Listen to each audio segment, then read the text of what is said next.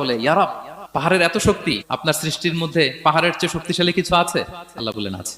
সেটা কি? আল্লাহ বললেন সেটা লোহা, কারণ লোহা দিয়ে পাহাড় কাটা যায়, ঠিক কিনা? লোহার কথা শুনে ফেরেশতারা অবাক। ফেরেশতারা প্রশ্ন, তাহলে আপনার সৃষ্টির মধ্যে লোহার চেয়ে শক্তিশালী কিছু আছে? আল্লাহ বললেন আছে। কি সেটা? আন্নার, আগুন। কারণ আগুন লোহাকে কি করে? গলিয়ে ফেলে। ফেরেশতারা শুধু অবাকই হচ্ছে। ফেরেশতারা বলে, আগুনের চেয়ে শক্তিশালী কিছু আছে? আল্লাহ বলে আছে, আল মা, পানি। কারণ আগুনে দাউ দাউ করে জ্বলে ওঠা আগুনের মধ্যে পানি দিলে আগুন অস্তিত্ব হারায়। ফেরেশতারা শুধু অবাকই হচ্ছে। তারা বলে, তাহলে পানির চেয়ে শক্তিশালী কিছু আছে? আল্লাহ বলেন আছে, রিহ, বাতাস। কারণ বাতাস পানিকে একদিক থেকে আরেক দিকে নিয়ে যায়। জলের মধ্যে বায়ুর উচ্ছ্বাস লাগলে জলোচ্ছ্বাস তৈরি হয়, ঠিক কিনা?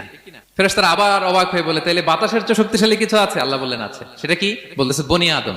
ওই মানুষ শক্তিশালী যে গোপনে দান করে, এত গোপনে যে ডান হাত কি দান করলো, বা হাত সেটা টের পায় না। পড়েন সুবহানাল্লাহ।